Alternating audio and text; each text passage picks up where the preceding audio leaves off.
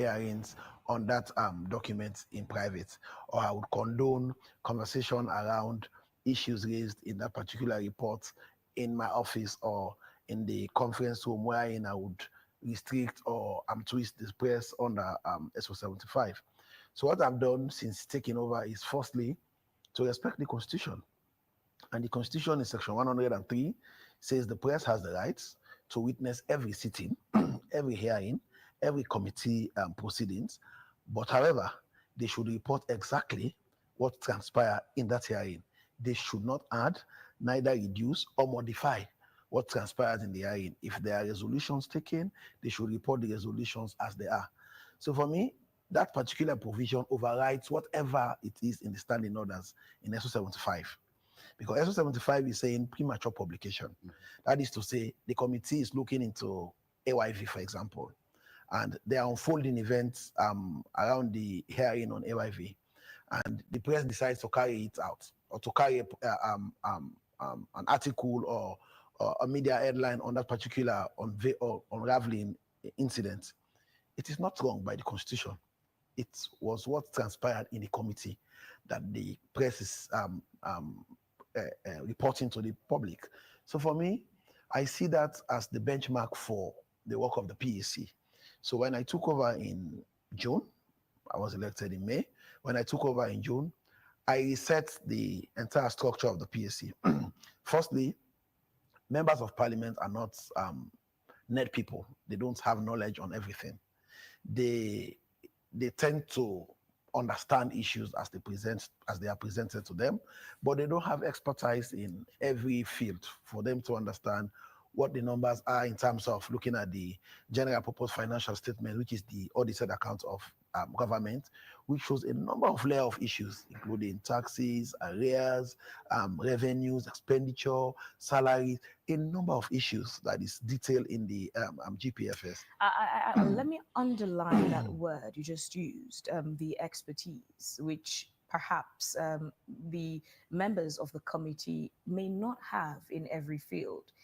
How do you go about getting whatever the procedure is to get maybe a second opinion or an expert opinion in some of these technical details? Okay, firstly, the standing orders of parliament gives mandate to the speaker, and under standing order 42, chairmen of committees, when once they sit in the committee, they sit as the speaker. They sit in replica of the speaker, representing the speaker of parliament. So whatever they decide becomes a decision taken by parliament and overseen by the speaker.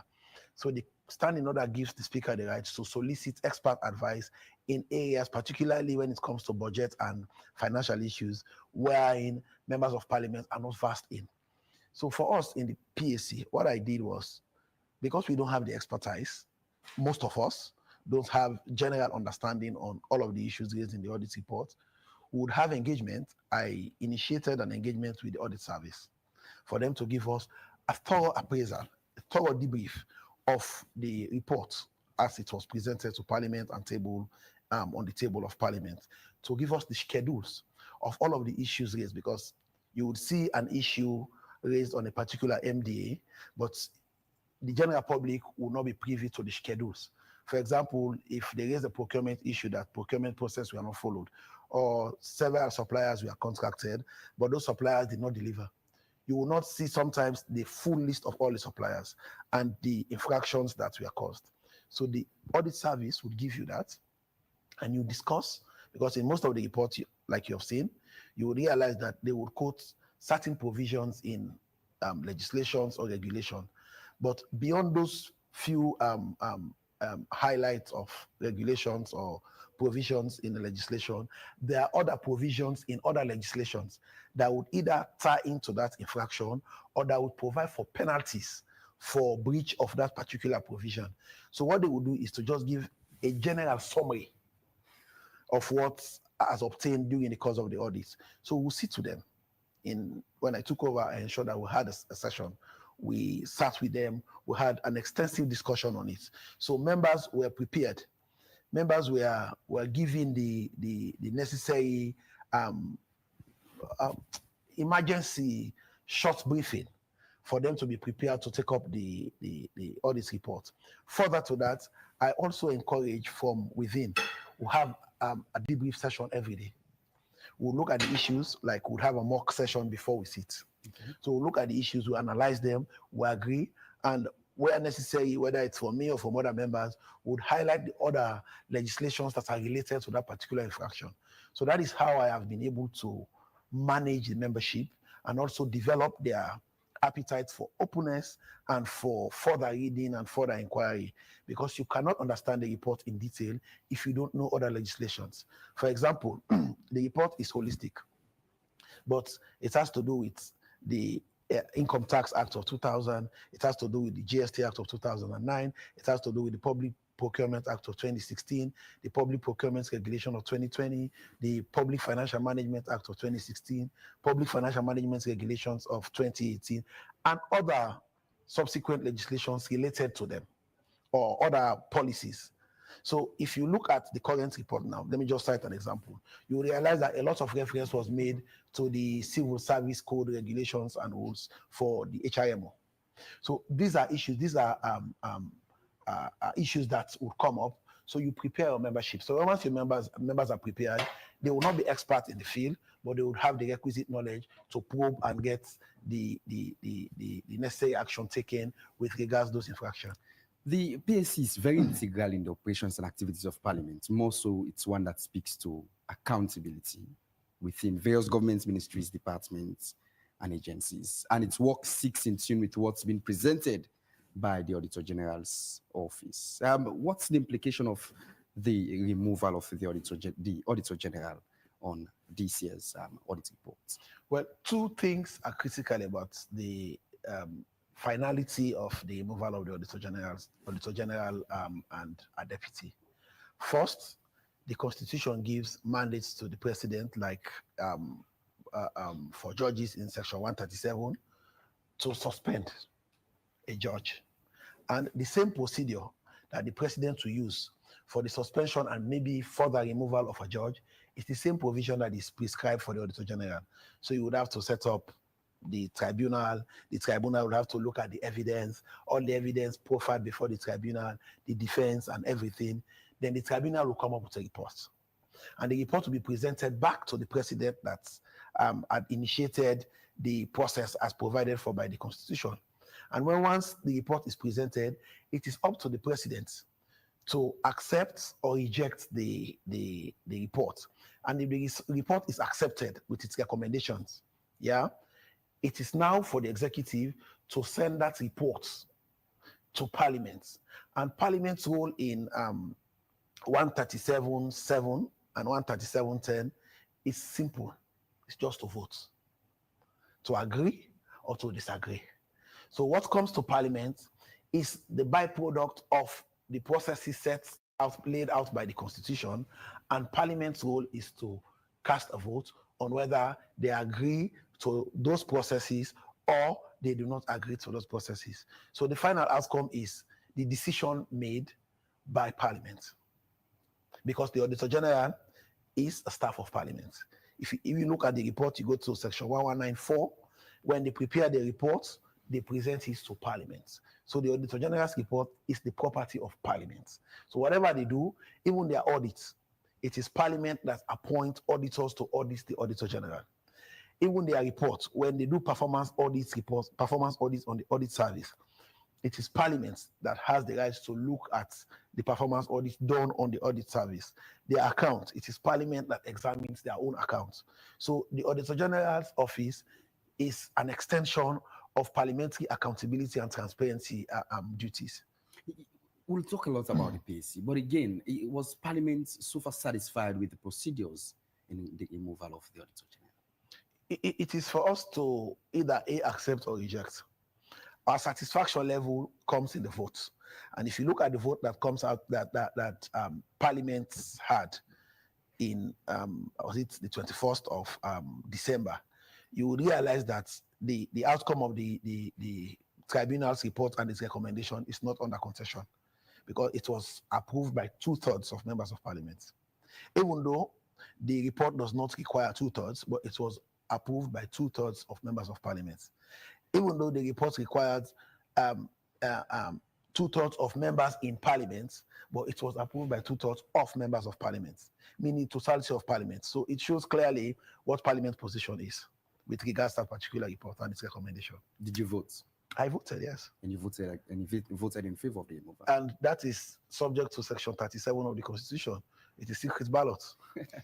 Honorable Tawa, let's look at this vibrance that the Public Accounts Committee now has, which is celebrated, has somewhat left the Anti-Corruption Commission sort of maybe useless or inactive, especially when it comes to the Auditor General's report. Well, there are accountability units or bodies in government led by the PAC, because Parliament is an organ of government. Part of the 3 organs of government, Parliament is one. Lead in terms of the accountability and transparency space. But however, we work with all the other accountability bodies. We work with the Public Procurement Authority, we work with the Audit Service, we work with the Accountant General's Office, we work with the internal audit units in ministries, departments, and agency, so as the Anti-Corruption Commission. They have a mandate that Parliament does not have. They have a prosecutorial power. So whatever that is criminal, that we deem as criminal in the report, that we cannot recover, or we can recover, but we think there should be a criminal prosecution on that particular audit exception, we refer to the audit to the Anti-Corruption Commission. What does the Constitution say concerning the relationship between the Public Accounts Committee in Parliament and the Anti-Corruption Commission as it connects to the Auditor General's report? Well, I am sure. I ask because the ACC not long ago, before we left for the Christmas break, was in the studio, and the submission was Parliament is somewhat putting a pause on their inquiry into the Auditor General's reports until Parliament is done, and then Parliament can refer what it wants to refer to the ACC. And that is the position. The position is, if you look at the drafters of the Constitution and the Constitution we have now, it was passed into law in 1991. Then there was no thought of passing into law a legislation for the setting up of an anti-corruption agency. So directly, there is no connection between the PAC and the Anti-Corruption Commission. But however, the audit report, as provided for in subsection 4 of section 119, is the property of Parliament. It is given to Parliament. It is for us, and I appreciate it a whole lot, that at the time when vacuum was created in the management of the Auditor General's report, I am not casting any aspersion on anybody, but at the time when vacuum was created, the Anti-Corruption Commission was proactive enough to ensure that they closed that vacuum, and they did not allow an open-ended space for unaccountable activities and transaction in governance that are unclear and unexplained. So for me, what they have done is a clear show of the synergy that should exist between the accountability bodies in government. Before now, they were doing it because the vacuum existed. And now the PAC has taken its rightful position. The PAC is doing exactly what was expected by the drafters of the Constitution. And what we're doing sits very well with the Anti-Corruption Commission. Even though we don't report to them, they report to us. But as an accountability family, we work in close proximity. And they now understand that where we have a jam and where there are issues that requires prosecution, that is of criminal intent, that is of criminal nature, would refer it to them, and they will move forward with the evidence we would have gathered. Let me give you an instance. They looked at the issue of the Sierra Leone Commercial Bank and the acquisition of the... Having looked at it, having gone through it, they put out a report. And the report, we looked at the report, and we had to implement the recommendations from the Anti-Corruption Commission. It doesn't mean that Parliament is a subset of the Anti-Corruption Commission, but they had already, at the time when the vacuum was created, started work on it. And what they did was brilliant. And that takes us to what I really wanted to get, but I needed this information to lead us to the whole issue with the Auditor General, former Auditor General and her deputy, is not unconnected to Investigation into the alleged fake receipts in the office of the president. Now, I had asked the ACC, since that information was made public, what did they do about it? They said they started an investigation to that, but since the parliament is now taking up its responsibility to look into the audit report, they have had to stop their investigation. So this brings us straight to parliament. When would you be looking into that allegation of the alleged fake receipts in the office of the president? Well, what happened is this. I think it was a report submitted in 2020 or 2021. I cannot remember. So you would realize that when I took over in 2024, yes, I had to combine both the 2021 and 2022 reports. And even that, I could not, as a committee, we could not do exhaustive work on everything. So what we are doing is, as we work on the 2023 reports, we'll still be taking up issues that are left hanging in the 2020, 2021, and 2022 reports, so as to ensure that we complete them and get a final position on them, because at the end of the day, they would keep reoccurring because all these issues don't go away. Honorable Tawa, it doesn't give me pleasure to interrupt you, but that allegation for manipulated receipts in the office of the presidency obviously has nothing to do with the president as an individual, because even the poorest countries in the world, the president does not handle his affairs. There are people paid to handle those things. But it brings not only an embarrassment to the office of the presidency, but also to the country as a whole. But it seems neither the ACC nor the Public Accounts Committee is taking that allegation as seriously as it should by investigating the people who were in office during that time, who are allegedly involved in that situation. How serious is this to you? Okay, let's also look at it from this angle, that Parliament also has a principle in the standing orders, that whatever that is in court, and the tribunal is the equivalent of the appeals court, yeah, or the high court, yeah. And if it's before the tribunal, it is sub judice for Parliament also to look into it. But that situation, the tribunal was not investigating the alleged fake receipts. No, the tribunal they were investigating the professional conduct. Exactly. So the professional conduct and the receipts, of the people in office then, and the receipts are part of the evidence that came before the tribunal. So at that point, Parliament is hands-tied. At that point, when I took over, I'm hands-tied to look into it. But now Parliament is free. The tribunal have rounded up. They have presented their report. It leads us to what you've not answered. How seriously do you take these allegations within the office of the presidency, which not only embarrasses the office of the president, but the nation at large, especially that it has to do with other countries?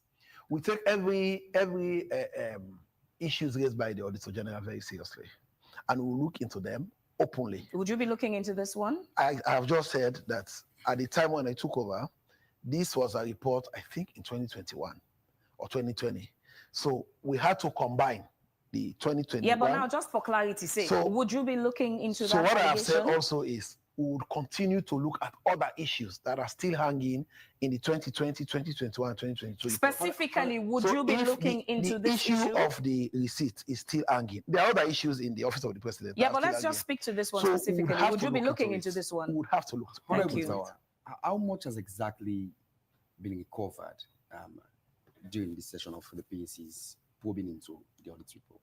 Well, comprehensively, we were targeting 50 billion. But as at the time, the numbers that we've put together, we had recovered about 30 billion from the 2021 and 2022 reports. And this ranges from monies that we are held in the account of MNOs, from taxpayers, from big businesses, from payments for the use or the operation of the machinery operation, and a lot of other areas in government, including ministries, individuals. We had recovered numerically. We can confirm that the 6 months for which we worked as the PAC, when I led the PAC, when I took over the committee, we had recovered about 30 billion. And it is not stopping there, because some of the issues that we are raised in those reports are also in these reports. Some are not in the same vein or in the same fashion, but they're almost similar. For example, let me give you an example. the MNOs were owing UADF about 10.5 billion. That was an issue in 2020 and in 2021 report. It also showed up in 2022. When we took over, we covered it, they paid. Yeah, but in this report, there is also an issue with regards the MNOs not disclosing their final audited accounts to UADF, which makes it impossible for UADF to calculate exactly what is the percentage of the 7.5, what is the volume of money that they should pay to them. And we're going to look into it as well and ensure that these things should stop. So there are other recurring issues in the previous report that are still in this report that we are going to ensure that we cover. And we've designed a different recovery template for 2023. We've seen quite a sharp shift in the operations and activities of PAC in Parliament, just to be honest. But again, there's quite a lot to do in terms of the operations of the PAC.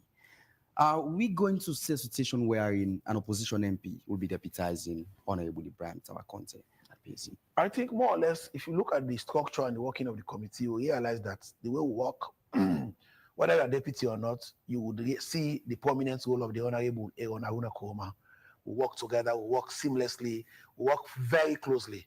You would see the prominence of Honorable Abdul Aziz Bangura, the Honorable from Poloko. You would see how vocal and how open and how open-ended I allow the process to go on. You see how Honorable SOS operates. So for me at the PAC, I think everybody is capable of being deputy, and everybody is deputy by default, because most times, there are times I don't sit. I leave the chair to the Honorable Aruna Koroma or the Honorable PC Desmond Mahia Kagobai. Even PC Kagobai, who is currently the deputy, most time when I give him the opportunity to run the committee on my behalf, he would have to pass it on to Honorable Aaron. So you would see that what I'm building is not position. Is that everybody is leader in the PAC. Everybody has the mandate. Everybody understands what we're doing. That is why we debrief, we engage with the audit service, we work closely with other accountability structures, and all of us do go to those sessions. All of us take them seriously, because any one of us can act on my behalf when I'm absent. For the names you've mentioned, most of them have been in Parliament for more than two terms. Aaron and even SOS, who is from Bombali district. But that doesn't answer the question. They are just members as we speak. They just act in that way, as you mentioned, leadership. We're expecting an appointment of an opposition MP in that capacity. An opposition MP was Deputy Honorable Aymara, and it is my desire to recommend and list the Honorable Aruna Koroma as a deputy. There's nothing wrong about it, because as far as I know, we're working in close proximity. We're working together. He has sat a lot of sessions during the last few months that we had towards the close of the year. In fact, when we went for the council oversight, some of the sessions were chaired by him. And even here in Freetown, there were sessions, a lot of sessions by NACSA, Ministry of Health, that were chaired by him. When I had other engagements, I would come, we would commence the committee, and I would leave it in the capable hands of the Honorable Aruna Koroma, which shows that position-wise, even me as chairman, as statutory chairman, I can leave the committee in the hands of the Secretariat and the other members of Parliament, and they will lead it properly in the same vein and with the same mannerism that I've designed the committee to work. The microscope at some point in time kept zooming on Parliament as one of the most corrupt institutions in country. You yourself, you validated to see him over time, and even the Honorable, Givao, who is also a member of the ruling SLPP. But again, Parliament as we speak, PAC, does hire a stenographer. Is that not the case? Yeah, we do. But Parliament has a stenographer. Why is that the case? Okay. So now this is the issue. I think her name is Lovinda. We have the situation where in the accountability, I think it's AGDB, the accountability for governance projects by the World Bank is also supporting the PAC. And part of their support to the PAC is to provide us, one, with a consultant, a professional expert consultant. Is she there as a consultant? No, we have a consultant. There are two positions. Okay. That is under the accountable governance for service delivery projects. Yeah, we have the consultant accountant that should help us with our work, that should help us dissect these numbers and these issues. And we also have a stenographer. So what the World Bank is supporting is the oversight exercise on the councils, not the general governance exceptions raised by the Auditor General. So for that particular aspect, they have included in the support to the PAC a designated stenographer, because the stenographers that are in Parliament are stenographers that sit in the chamber. They are stenographers that sit in the chamber and put together the answers of Parliament. So I think we have like 4, so I cannot remember the number because I'm not the head of administration of Parliament. Yeah, I'm not the clerk of Parliament. I'm just the political. I'm just deputizing the head of the political wing. So I know Parliament has stenographers, but their function purely is to manage the answers of Parliament, to report verbatim what transpires in Parliament. So for the committee, the World Bank sees it as efficient that they should add to the work of the Secretariat by also giving us support in hand by hiring a stenographer. That was how the stenographer was hired. And the stenographer went through the World Bank recruitment process without the PAC interfering into it. And at the final stage, we came to have an interface with the person that was finally recommended and approved by the World Bank. And we realized that the person is competent enough to hold the position. And we have been working since. Honorable Ibrahim Koyo Kamara is one of the many MPs who are serving currently as an aide to PAC. Who pays him? The Honorable Ibrahim Aliu Kamara. I think Koyon is an AKA name. It's a Liba word. just like Tawa. Well, Tawa is my name now. Legally, documentary wise, I've registered it at the Administrator and Registrar General's office. You know, I have a boss at the time when I was in the bank. Her name is Kalila Diana Kamara. She's a stickler for the right things. So knowing she was the first person that told me that I have potential in politics. So knowing that, she advised me and she did a deed poll for me, including Tawa as part of my name. So it was registered formally. But with Koyo is an AKA name. Okay, Koyo is an aide to me. So then pays him. Koyo is not paid. Koyo is an aide to me. Is aiding the work of the PAC as a support to the office of the Deputy Speaker. So what happens is this. He has been a former member of Parliament. Yeah, he has been out of Parliament. He has a lot of expert knowledge in parliamentary proceedings. So I see him as a useful resource to add to supporting the work of the Secretariat. So selflessly, I invited him to work with me, and he acceded to it, and he's been working with the Secretariat since. And I think he's been doing a fantastic job. Your appointment as the Deputy Speaker of Parliament, which makes you automatically the head of the PAC, is one that receives huge commendation from the public. But as mentioned earlier, at some point in time, you raised, and many other MPs have raised eyebrows as to the corrupt practices that are embedded within the looks and cranny of Parliament. Has your perception about the same change? Hence, you now the chairman of PAC. I think there has been significant improvements since the issue from 2019. Since I raised the alarm in 2019, there has been a lot of transparency and openness about Parliament outside the introduction of Parliamentary Open Day, but in its accounting and in its operations. You would see that in the audit report itself, because Parliament itself is audited by the Auditor General. Yeah, you would see there are compliance issues still. There are huge compliance issues with regards maybe procedures for recruitment, issues coming up with water and sanitation. There are compliance issues in Parliament. But unlike other audits, wherein there were financial issues, now you would see that with that particular alarm bell, Parliament has reformed itself to a point that the parliamentary financial accounting method is more or less open.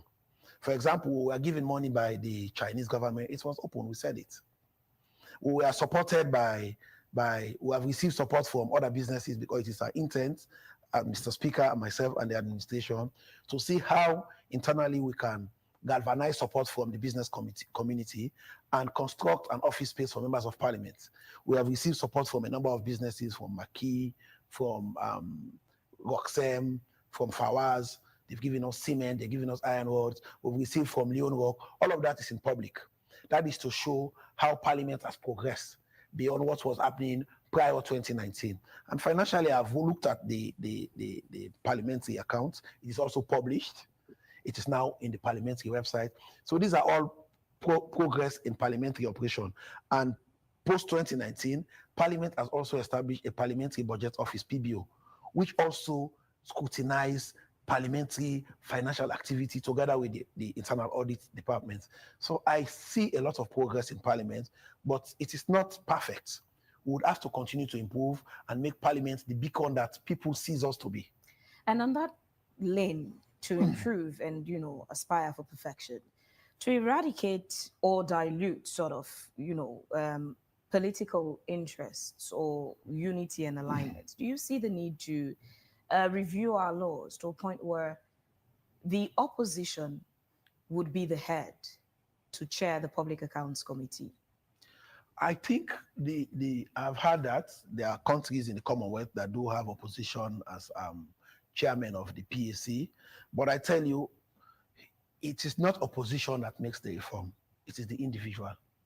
You can still be in the opposition and see the audit report as a medium to do other things and not to help and support government. Let's not forget there are two opposing factions, two variants in the accountability space. This is an opposition that would sometimes see it as a way of, okay, let me don't look at the issue, let me just bury it, let me just use it for whatever I think I can get out of it and forget about it. And when there is electioneering, we can use all of those calumnies, all of those issues raised as a campaign tool. You would also have an opposition that would say, no, I would hold government to account. Which on the flip side could also again be used as a campaign message, but you were chairing the Public Accounts Committee. As in, just an example, if you have an opposition who, as you're saying, may bury them under the carpet and wait for election, on the flip side, the public would also say you were the chair of the Public Accounts Committee. How come you never raised the alarm bell on these issues? Why are you raising it now, election period? I will tell you, when it comes to politics, the opposition will tell you that, because the way the Constitution is, even if you have the way the standing orders is and the way the Constitution is, Section 93, I think in 93.4 or 5, committees are set up by the strength of the political parties in parliament. So even if you have an opposition member of parliament as chairman of the PAC, it would mean the governing bench would have more members in the PAC than the opposition. And if it comes to difficult resolutions that you want to take, say for recovery and whatnot, you would have to put it to a vote. And if you put it to a vote, because you are in minority, you will lose the vote. So there are a lot of dynamics, political dynamics that would be involved, and the opposition will tell you that, I did not have the free hand because I did not have the numbers. I'm chairman, but I did not have the free. The way our constitution was drafted and the way the standing order mirrored the constitution, it would make it almost impossible for the opposition not to have something to say, even if the opposition is chairman. But I will tell you, I'll come back to where I started. It is not about opposition, it's about person. It's about people. We can have 10 opposition people in the PAC. If they are not willing to probe beyond accountability threshold, nothing will happen. I am a member of the governing bench.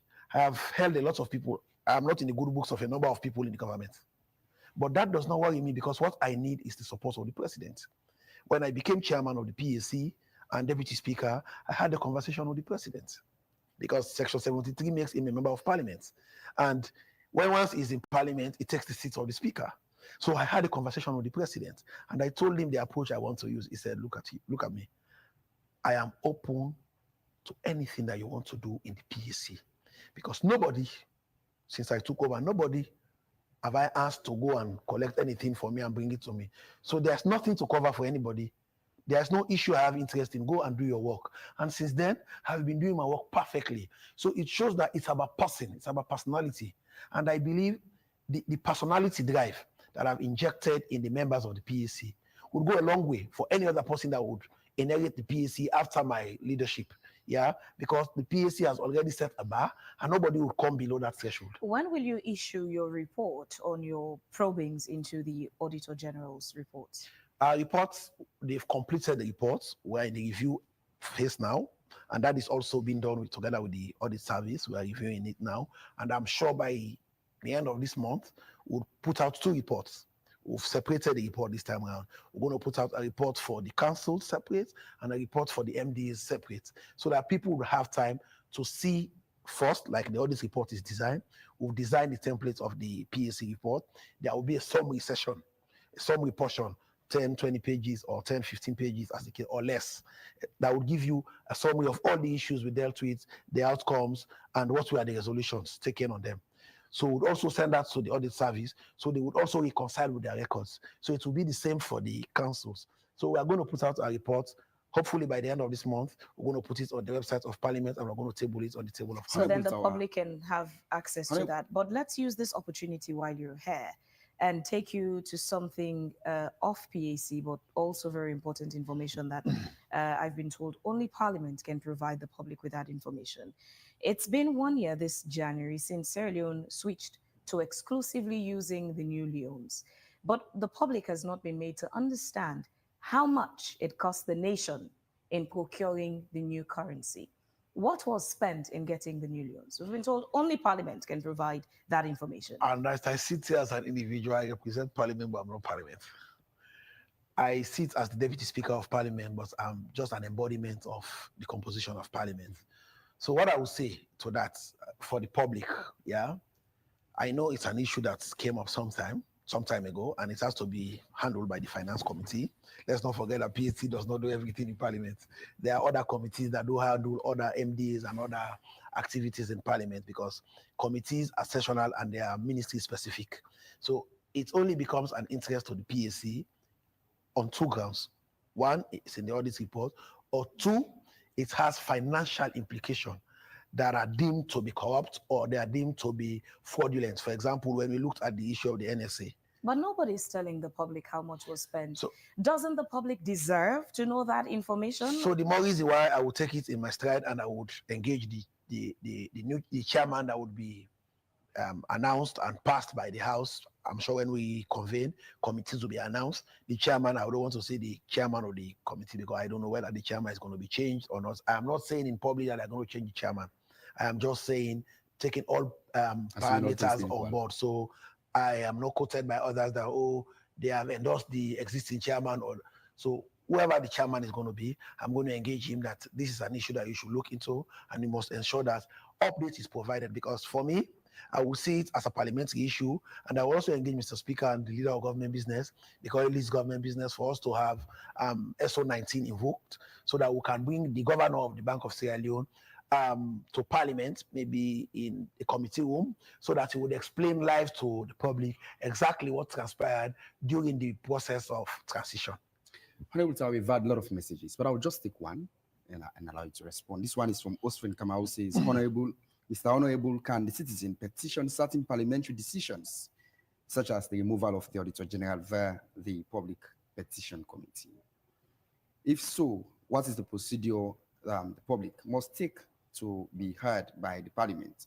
Also, which issue fall within the threshold requirements for citizens to bring to the doorstep of Parliament? Kind regards. I think every issue that Parliament has not taken a decision is within the threshold for members of the public to bring to Parliament, and so that is why even in the lawmaking process, the consultation is part of what is required by the standing orders, and part of what the Constitution allows the ministries, departments, or agency or a private member to do. So once a decision has not been taken by Parliament, but when Parliament takes a decision, it cannot be inquired into by even a court of law. That is Section 94. Parliament regulates itself, and decisions of Parliament is final. Nobody can inquire into it because it is the final arbiter. It is the people's representative. When they make a decision, it's final.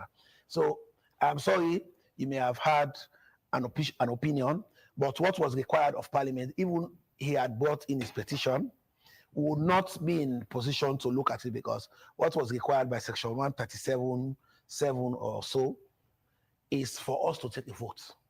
That is all we needed to do on the removal of the Auditor General or a judge. We cannot discuss it. It's not an issue of debate. We cannot. The Speaker was lenient enough to allow both the leader of government business and leader of opposition to make a presentation. But beyond that, we are not allowed to take any debate on it except to vote. Thank you so very much, Honorable Ibrahim Tawakonte, who is the Deputy Speaker of Parliament, and he also doubles as the Chairman for the Public Accounts Committee. It's been a pleasure having you as always. This is a conversation that will continue.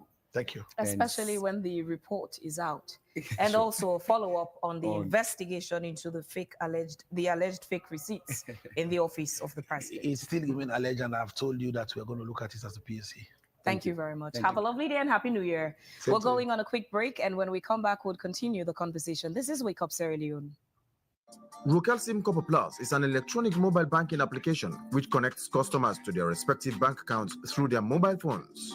With Rokel SIM Copper, you can do cash withdrawal, cash deposit, pay for goods, balance inquiry, transfer from RC bank account to another bank account, utility bills payment, buy airtime for GSM phone, request foreign exchange transactions. It is an application that can be used at any time and anywhere within the confines of Sierra Leone, thereby creating 24 hours access to your account. Rokel Commercial Bank, the bank of choice.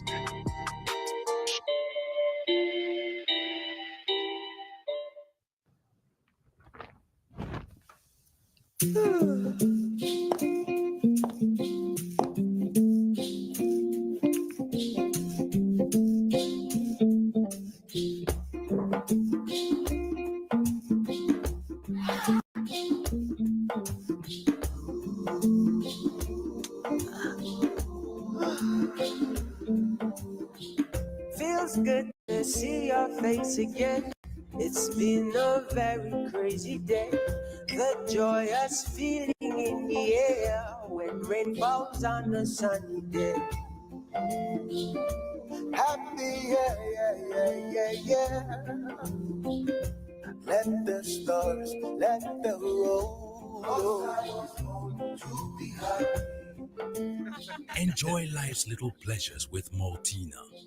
Maltina. Share happiness. This is a different kind of energy. That's gang energy. With malt, ginseng, and vitamins. So recharge and take charge. Zag Energy Drink with malt. That's our kind of energy. Hey, lighten up your day. Come and have a taste. Yummy Sierra all the way. Makes you feel okay. A family you can choose. Natural juice for you. Sierra all the way. Makes you feel okay. It's nourishing and refreshing. So delicious. Very tasty. It's nourishing and refreshing. It's so delicious. Very tasty. Sierra juice. Sierra water. Sierra snacks. And Chocoloco. Sierra juice. Sierra water. Sierra snacks. And Choco smile.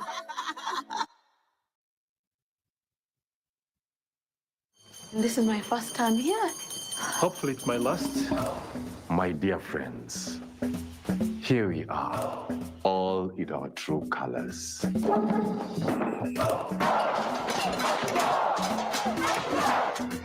Your transfer papers, your key to the Mvule Kingdom. Hi, I'm Lisa. I know. Yeah, your clippers. Who's in?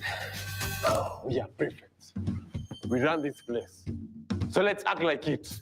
Solomon, the head prefect, quick. Is my collar straight? We'll be out of Mvule High before you can pronounce the word scholarship. We have a mystery to solve. The only way we can make a difference is if we stick together. When I'm head prefect, each and every student will have a voice. You need to show that new squeak, the Mvule. I hate this school! Prefects, every Monday at 18:30 GMT and repeat on Saturdays, 1400 GMT.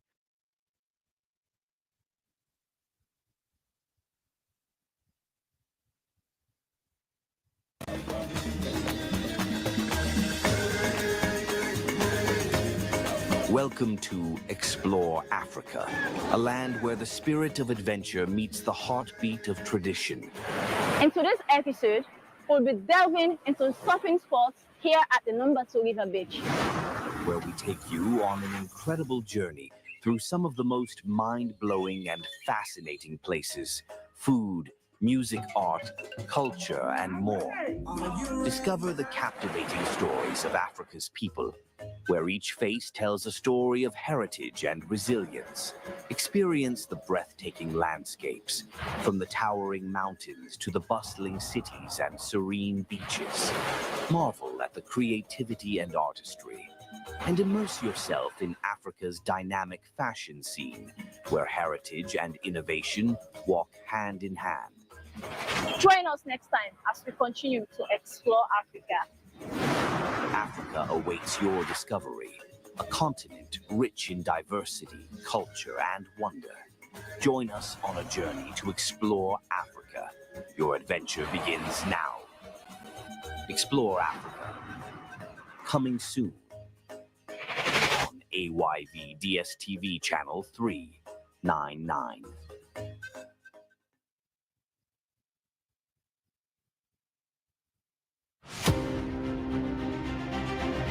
Are you ready to put your singing abilities to the test? Can you sing word for word your favorite song lyrics? Can you really prove that you sabi the lyrics? Well, let's find out. Man,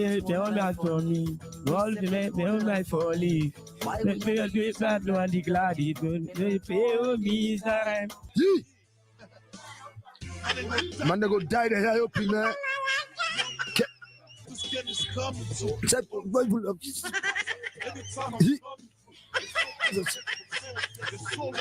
You too can join the fun and stand a chance to win a suitable cash prize on this wonderful show, You Sabi the Lyrics.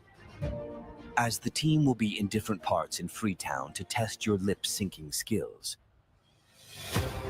And once you can prove that you could sing a particular song lyrics perfectly, you will definitely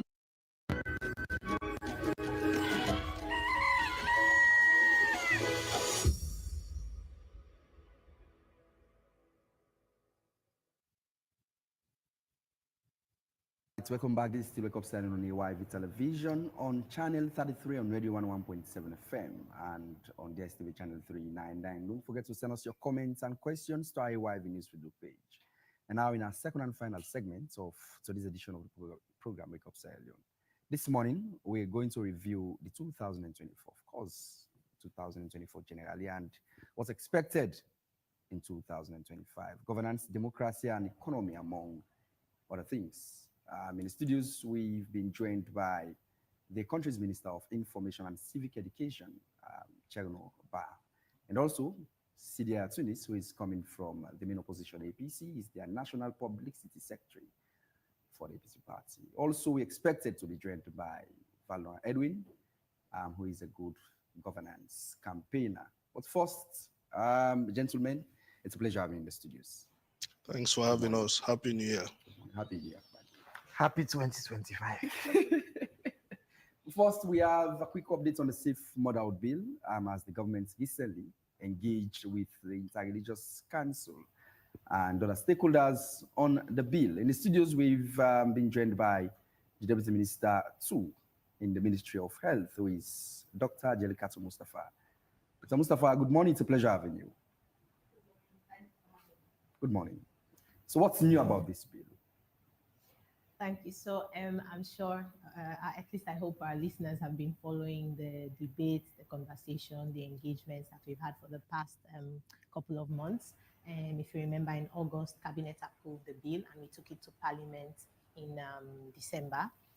But prior to that, we've had several engagements with MPs, with other stakeholders, and community people to see how we can make the bill a document that's acceptable, at the same time achieving what we want to achieve, which is to reduce maternal mortality in the country. So after the first reading in Parliament, the Honorable Speaker sent us to Legislative Committee, invited position papers on this document, and we received about 20, many in support of the bill, 2 main ones from the religious leaders in the country, especially from the Interreligious Council. Based on that position paper, we've had engagements with them, several engagements, and we've made a lot of amendments to the bill to reflect the concerns that they raised in the position paper. So I will talk about the key changes that we're proposing, because again, the changes can only be made by Parliament. But the main area of concern is the issue of termination of pregnancy, which the bill, initial bill, proposed that any woman who, for any reason, didn't want to keep a pregnancy had the right to safe termination of pregnancy up to a certain number of weeks, 14 weeks of gestational age, and then also provided instances for when safe termination could be done. Now we've amended that to say safe termination of pregnancy can only be offered in exceptional circumstances. So when the woman's life is at risk, in the instances of rape or incest, or when there's a fetal malformation that's incompatible with life, as diagnosed by a certified medical professional. The other big issue was for minors who would provide consent for these minors. The initial bill talked about any responsible adult being able to accompany a minor to provide consent for them to seek any reproductive health service. Based on concerns from religious leaders and other people, we've amended this to say only parents, guardians, or people with parental authority over the minor. There was also some concerns about marital couples, with the woman having the right to seek termination without consent of the husband. And we've amended that to encourage shared responsibility in terms of making any reproductive health decision, such that for both partners, the spouse has the right to accompany them and be consulted on these decisions. Another big thing was any health provider who refused or discriminated against people for service provision could face penalty before in the old version of the bill, but we've amended that now to say health workers, for reasons such as religion or conscience, could refuse to provide certain services, especially safe termination of pregnancy, without facing penalties. They just have to refer the patient. And also, I want to quickly mention that even the amended bill is basically providing a very regulated way now of providing safe termination of pregnancy services, and also speaks to the penalties that people will face if they offer these services outside of those provisions. And the penalties are even more severe than what the original bill was proposing. So as a government, we've made so much of these changes, which, frankly, the original idea was to offer these services to solve the problem of unsafe abortions and other reproductive health problems that are killing our women and our girls right now. But we recognize that, there are religious contexts, there are moral contexts, and we've listened to the population, we've listened to the religious leaders, and we've amended this document so that we still have a bill that will save lives, that will promote equity, and will solve the problem of unwanted pregnancies from rape, incest, or when the mother's life is at risk, but at the same time is sensitive towards our religious and cultural context. You are a doctor. What makes an abortion safe and unsafe? So I'm very happy you asked that question, because again, many people have been asking about if we decriminalize abortion, would it still not result in complications? The big answer is emphatically no. So unsafe abortion is what is happening currently, and it's happening, there's unregulated amounts, very unsafe, because it's being performed in facilities that are not qualified and by people who are not qualified to provide those services. Safe abortion is when a woman gets termination of pregnancy services by a licensed, trained, certified, qualified health professional in an appropriate health facility that has been designated by the government to provide those services. And when it is done safely, you do not have complications or women dying from it, like what is happening currently. I would perhaps want to understand, what is abortion? I'm sorry? What is abortion? So when a woman terminates a pregnancy for whatever reason. Could abortion also be taking a life? By this, I mean the life of the baby, the life of the fetus. Okay, so we don't, as health professionals and as a ministry, and I'm sure my colleague would also add that, Minister Siba, who's here, when we're trying to decriminalize abortion, it is not a life-for-life argument. We have a problem currently. Unsafe abortion is happening regardless, despite the law, and women and girls are dying. That's you wearing the cap of the Deputy Minister of Health. But I'm asking you now, as a medical doctor, is abortion claiming a life? So again, I am both a deputy minister and a medical doctor. So the answer is, I'm giving you the answer for both those perspectives. We currently have a problem, right?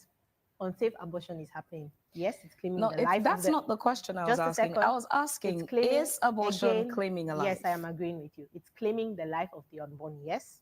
And it's also claiming the life of the women and the girls who are engaging in unsafe abortion. So how then do we justify a life for a life? At any case, murder is involved. I think you should look at it from the perspective of this issue is happening now in an unregulated fashion. When the bill is passed into law, it decriminalizes abortion. It says safe abortion under regulated circumstances.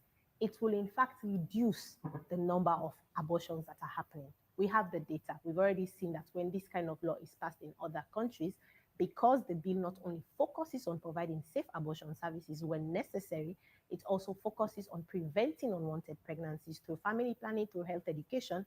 It results in reducing the number of abortions. There are instances, Dr. Mustafa. So again, it's saving lives both ways. There are instances when people have been jailed for double murder in cases where they killed pregnant women. So some people, whether it's in Sierra Leone or some parts of the world, there are people who have had to face double sentence, double murder when they killed a pregnant woman.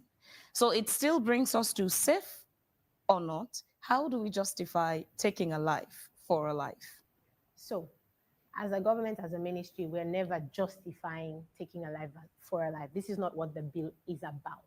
The bill is saying unsafe abortions are happening right now, and it's killing women and girls, even as you say, it's taking life of babies.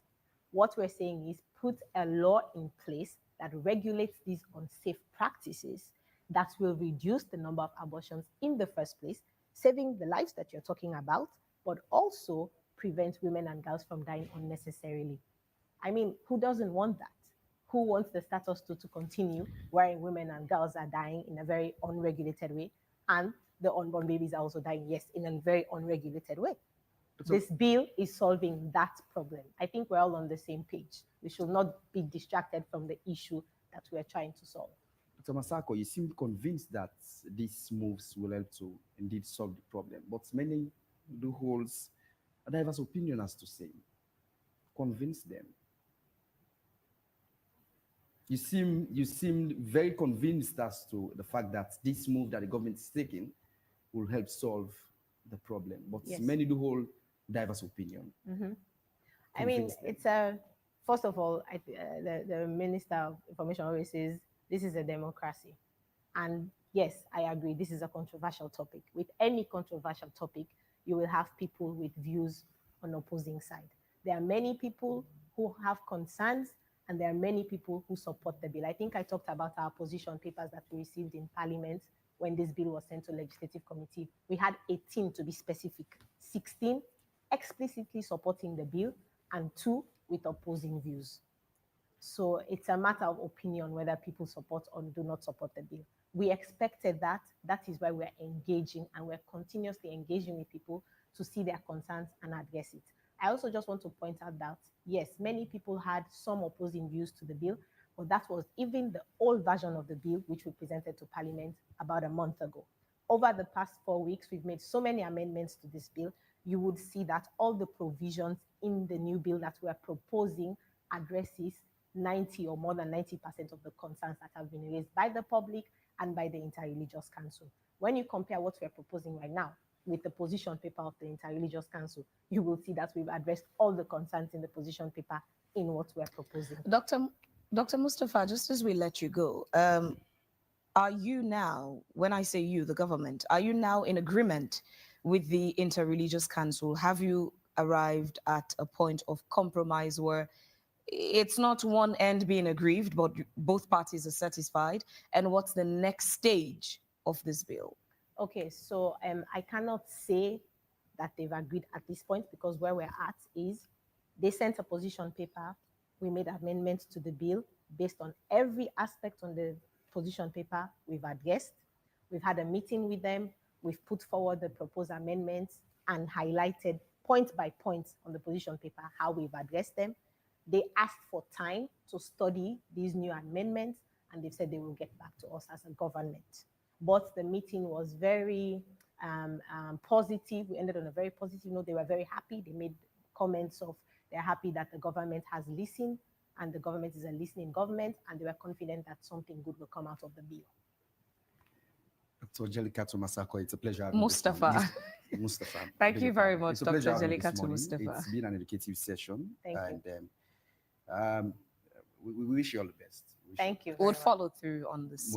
Most definitely. And now I'm back to Studio One, wherein we've been joined by the Minister of Information and Civic Education and CD Yaya Tunis. It's a pleasure again having you in the studios. Always, thank you. We'll soon be joined by Valon Edwin and Studio 2. But first off, Siba, what's happening with regards governance and politics generally within? Well, I think today is the 6th of January. Sure. It's an important day in the history of this country. It's important for us to take a moment to acknowledge our many compatriots that lost their lives and the sacrifices that we made together collectively as a country for what Dr. Mustafa was talking about, for democracy, for freedom, for the right to disagree, to have a passionate conversation about issues and find a common ground and a way forward. I think one of the issues that led to the war by the TRC report, the systematic discrimination against women and these laws that hold us back. The laws governing safe motherhood or abortion in this country are from 1861, 163 years ago. The law states that under no circumstance, even if the doctor says, and I know this, my sister here likes to talk about, is it life? Is it not life? I like to not get into the moralistic aspect of the conversation, but here's the fact. 90,000 women in Sierra Leone will seek to terminate their pregnancy. That's the fact. Of those, a significant number will die from a cause that can be prevented. That's the fact. Majority of those that are dying are poor women who cannot afford it. Every rich person in this studio perimeter who's listening to me, in the church, in the mosque, that needs to terminate their pregnancy, they know where to go, they will pay for it, and they will do it safe. The responsibility of a government is not to cast and impose our morals on the states, is to regulate, take care, and save lives. That's an oath President Bill took. That's why he supports the bill that says we must do everything we can to provide the option of safe termination, especially as the minister has done in the cases of rape, incest, the life of the mother is at risk. Even the Interreligious Council's position paper states very clearly that they will support safe termination in the instances if it is meant to save the life of the woman. So I think it's important that when we have this conversation about whether it is live, whether it is not live, we are dealing with the realities. And I like to say, our first responsibility is to the citizens we have in Sierra Leone today. That's the responsibility of a state. And you know who are the citizens that are dying? Women. Poor, particularly poor women, including people in my family that I have buried, who have sought to terminate pregnancies in an unsafe way in the alleyways. That's the moral thing that this government is seeking to do. But there's a lot of bigger parts of the conversation, and some of it is frankly a distraction. But what we have done, what the government of President Bill has done, is to listen with respect, is to engage, is to amend, to reflect. Very good points that have been made, including here in this studio. People say, oh, well, maybe we don't agree with that. Why do you use this word? Why don't you leave exceptions for, and then some people say, you know what, we don't want, let us start at least from a position that says, if the life of the mother is at risk, and in these cases that we have pointed out where there's malfunction of the fetus, those are the things we have agreed on. Those are the things we are proposing. But back to your general point, Sure, no, we agree just or celebrated. Not, there perhaps more than these three, but there's a moral, there's a medical, there's a political, and perhaps other angles to the conversation that does not have to be just one perspective. But that's what I'm saying. That's exactly why this government brought forth this law. When a government considers a legislation of this nature or a solution, We are moral people. We go to mosque and church. Cabinet includes His Excellency the President, who is a practicing Catholic, the Vice President, who is a Muslim. That's cabinet. And then it goes to government. We consider we all go to church and mosque. We consider every single one. But at the end of the day, there is a reason we are not governed by the Bible and the Quran in Sierra Leone. There is a reason. We as a state decided that no. The chief archbishop is not the president or the speaker. While it would be interesting, Chegno, to continue on this path, I wanted to transition. To also mention that perhaps the Bible and the Quran does govern us, because there are times when you go for your oath, you're taking oath with Bible or Quran. But let's look at this is not a theocracy. So what did you take an oath with when you were sworn into office? You take an oath. How come even in the courts? How come even the courts? I don't want to argue. You swear on the Bible and the Quran before you come to give testimony. Yeah, but there's a reason that you don't swear to uphold the Bible. So while it is an interesting conversation we could carry, we could now utilize the airtime to actually focus on the topic, which is the year in review 2024. Yeah, but I'm not going to allow you to shout over me and I don't respond. You swear to an oath. The choice is yours. We could use the airtime and we focus on this conversation, or you use it to report to the public. The 2024 in review on government activities. I'm waiting for you. You swear to an oath. You put your hand on the Bible and the Quran, and you swear by the Bible to uphold the Constitution. I'm a minister of civic education. I cannot sit here and allow you to tell the public that because you swear to the Bible and the Quran, you swear to allegiance to the Bible and the Quran. You swear, say, this is my belief system. That's why they ask you what you choose. And then you say, by this belief system, I swear to uphold the Constitution of Sierra Leone. That's noted, Cheno. It's still open to how you interpret what that means and what anybody else can interpret that to mean. Let's now move to the year. So the year in review, 2024. We just transitioned from, I think, one of the most peaceful Decembers we have seen in the history of this country, especially in the post-war period. People came into this country. We went about our businesses. We had very successful carnivals and festivals all across the country. The Ministry of Information hosted the first of its kind civic festival that brought together all arms of government across. We also saw that the beaches, people were all around, citizens came across from all over the world, all our flights operated, and people arrived in Sierra Leone and were in awe of the transformations that I think President Bio has invested in, including the beautiful airports that we have. I think citizens saw that now their movement and their transitions coming to the country was good. Last year, I think President Bio's speech at the beginning of this year, he looked at the year of delivery and said, last year was, consolidating and laying the foundation for the Big Five. 2025 is a year of bold action. It's a year when, as His Excellency has said, we're going to do big, bold things. We're going to, as a government, he's committed to ensuring that the Big Five platform that he has laid, we do those things in a big, in a bold, in a courageous way. That's what leadership is about. It's about saying where people don't want to go in the past, and so we're going to do a census to recount our country and make sure we will pursue the constitutional review process and bring it and build on the work that's been done by our colleagues on the other side in the APC over years and across multiple governments, and move those forward. So those are the big, bold things we're looking at. Before what we're looking forward to, what would you highlight as some of the most significant achievements of the government in the year 2024? Let's deal with the past before we head to the present and future. I think in terms of significant achievement, there are many. The fundamental achievements, back to the Constitution, the president's number one task is security of the state, is to protect lives and property, is to ensure that the state is peaceful and citizens can go about their normal business. That's what's his oath, and that's what the Constitution gives him the duty to perform, and that's what he has done. As I just mentioned, that we just had a whole year where the security of the citizens of this country were guaranteed. In the political space, we also saw a return to normalcy. We came out from what I would say, the yawning effect of the last elections. and we went back to a position of political normalcy. We saw extraordinary commitment on the part of the political leadership of this country, led by His Excellency the President. And I must give credit as well to especially my colleague here on the other side of the APC for coming together and looking at, for example, the tripartite, and laying a foundation with over 80 recommendations for the kinds of transformation we want to see in this country, and the beginning of the implementation of all of those. We saw as well the stabilization of the economy. I think anybody who's paying attention will know that 2024, the economy was stable. We kept prices at minimum. We looked at things like fuel.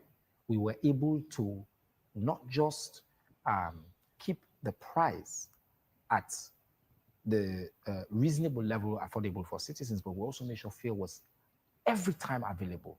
Basic goods were available for citizens. We have developed a transparent system of calculating the prices. We even had price decreases in the first time in the history of this country. And of course, when things move as well. Not the first time, but yeah. Well, for the very first time in a long time in this country, you can predict when there's going to be an increase and when there's going to be a decrease. So we also saw that in terms of just prices. And now you take, for example, food inflation.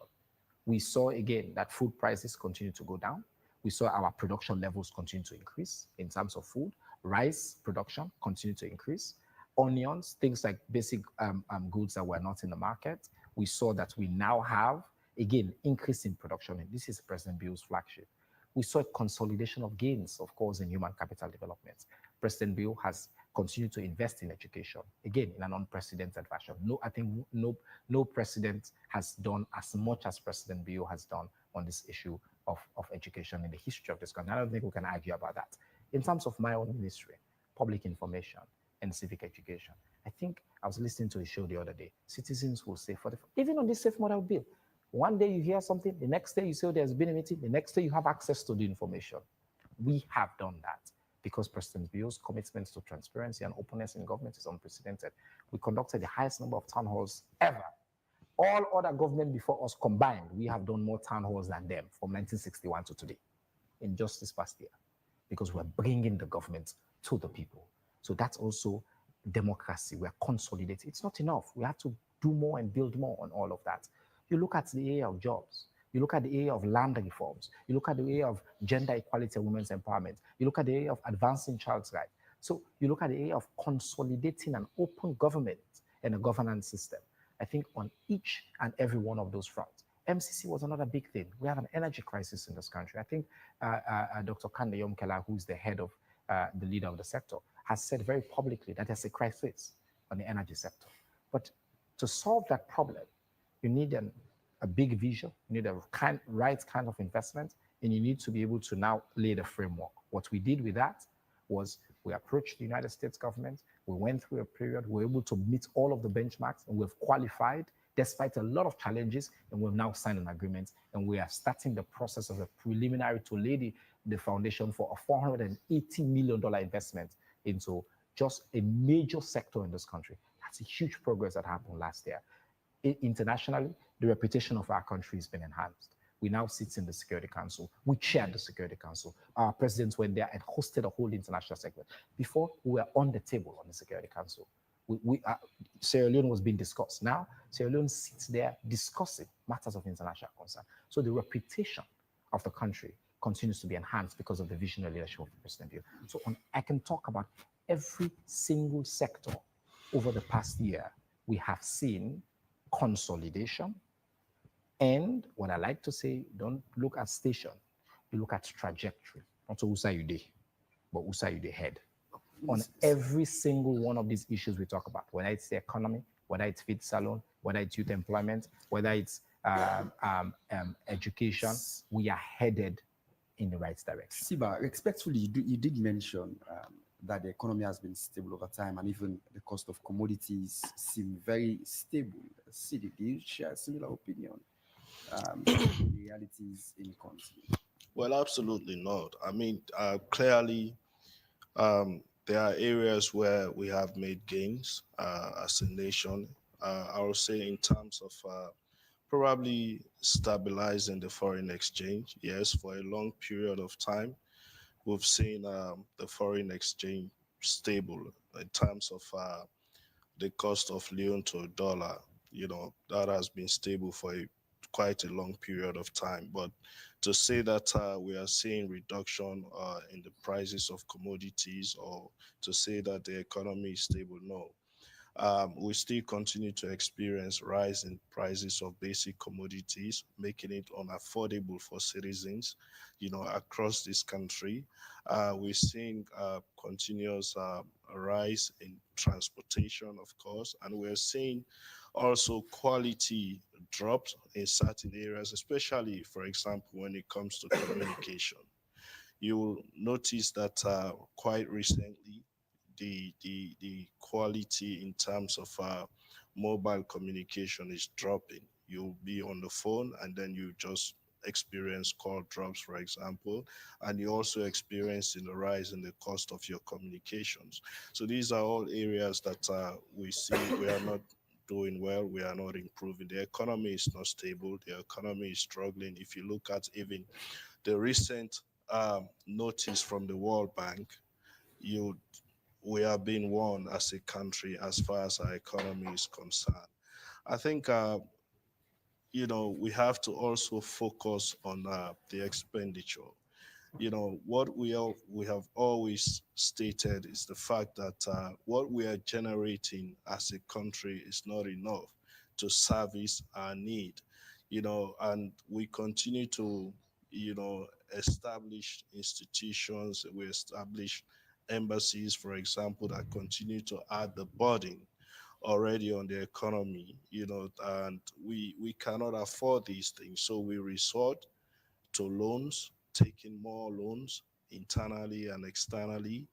And these loans also come with interests that are exorbitantly high. So all of these are putting burden on the economy, and it's becoming unaffordable for us. In terms of governance generally, or democracy, yes, we spend quite a lot of time working together to ensure that we consolidate our democracy and increase the confidence of the people, again, first through the Agreement for National Unity and then the work of the Tripartite Committee. I think our focus now should be, we have to be honest and sincere enough to ensure that we are able to fully implement the 80 plus recommendations from the Tripartite Committee.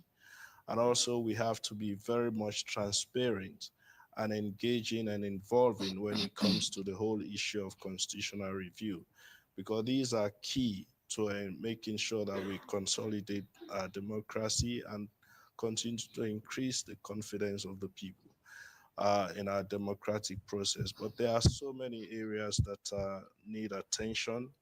The Feed Salon project, for example, that is the flagship project of the government. We don't see much investment into that. And even where the minister is saying we have seen increased productivity when it comes to our local produce, but that is not being reflective in the market, and that is not being reflective when it comes to the prices of those local produce. Because, I mean, if you look at demand and supply, if supply increases, prices, are expected to lower, but that is not the case. If supply increases and prices are high, then of course something is wrong. And that is really what we continue to see. That was the case for 2024. That was the case before that. And, so as far as on our side, the perspective is that our economy is still struggling. What will then the APC as an opposition prefer for the government? I mean, the moves to undertake at this moment to see a change in that narrative. We have been very much engaging in several ways. If you notice, Parliament is one. Our parliamentarians have been very busy. But of course, on our side as an opposition, we have been having our monthly press conferences wherein we profile alternative solutions, wherein also we recommend to government as to how we feel we should go about, addressing some of these issues. We have extensively, for example, spoken about energy. We have stated repeatedly that the contract, for example, with Car Power is not sustainable. It makes no sense for us to continue to pay $7 million plus every month to Car Power for 60 megawatt electricity that we are not getting from them. Because clearly, if we get 60 megawatts electricity from Car Power as it is in the contract, we should be able to have considerable, amount of electricity daily in the Western area. But as you know, electricity is being rationed, in Freetown, for example. So it means whatever we are paying to them, we are not getting what we are paying for.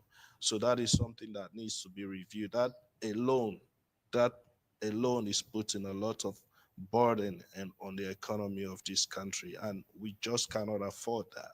And because of that singular move, the interest rate also is accumulating on that.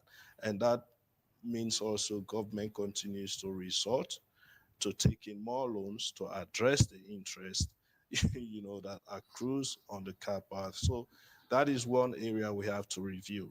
We also have to review our expenditure as a nation. We are not generating enough to service the amount of expenses that we are undertaking as a government.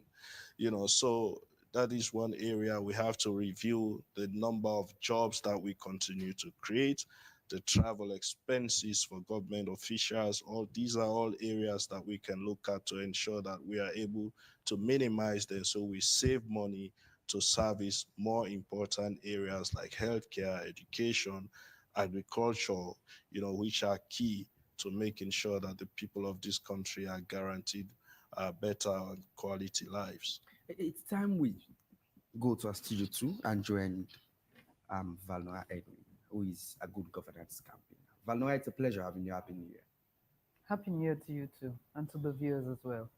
You've listened carefully from the guests in our main studios. As a good governance campaigner, how reflective are these opinions, from the side of government and that of the opposition in terms of governance, democracy, and that of the economy in country? So again, Happy New Year to the viewers. And I think today is January 6th. And for those of us who were in Freetown a couple of years ago, today is not a very memorable day. I was also a victim because on the 9th of January, my house was completely burnt down, but we thank God that we're alive. And I've started the conversation with that because I think sometimes we forget where we're coming from. Because if we remember where we're coming from, some of the conversations that we're still having, we'll be having a different conversation. In terms of reflecting what happened in 2024, it's like you need to have like a baseline. What did we decide as a country that we wanted to do? What sort of benchmarks did we set ourselves to achieve? And whether we have that long-term vision to say, this is where we want to see Sierra Leone in the next 20 years or in the next 15 years in this area and in that area, and what are the small steps that we have taken that we can pat ourselves on the back as a nation to say, fine, in 2024, we have laid this foundation. So in another 10, 15, 20 years, this is where we'll be as a nation. And I think that's the missing gap. Our developmental trajectory is always built by when a particular political party wins an election. We start going back to the first lane, to start the race. And so it becomes difficult. It becomes a struggle as a nation to be able to say we have actually achieved this. Having said that, last year, yes, we have been able to have certain legislations, especially the gender responsive legislations enacted. That doesn't mean implementation will solve most of the problems that the Act intends to achieve. There was some level of security and stability, and good thing that we can all sit together like this. But I think there are some challenges we need to reflect on as well. Maybe freedom of expression seems to be problematic. We've seen a number of arrests, a number of issues that have happened because of what people have said. The issue around the economy, the issue around access to basic services, the electricity and the water supply. And it's troubling that we keep on going back over the years under this same conversation about electricity and water supply, and why we need to have concrete solutions to them. We have the big five. We develop national development agendas.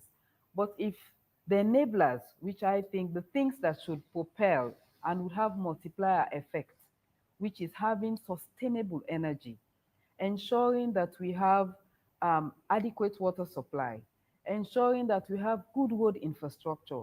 If these key things are not at the state where it's supposed to support the economy, boost private sector development, and ensure the ordinary citizen on a day-to-day basis, the person that makes the ginger beer, that sells ice, that does all these basic things, can have the opportunity to engage in their livelihood in that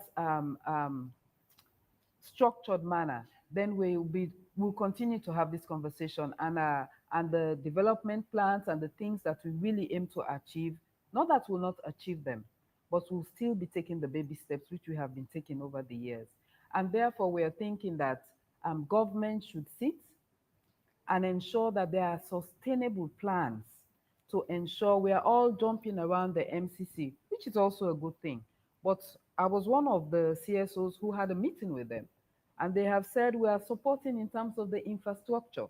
It doesn't necessarily mean at the end of that, if as a nation we have not put our plans in place, we are going to have sustainable energy.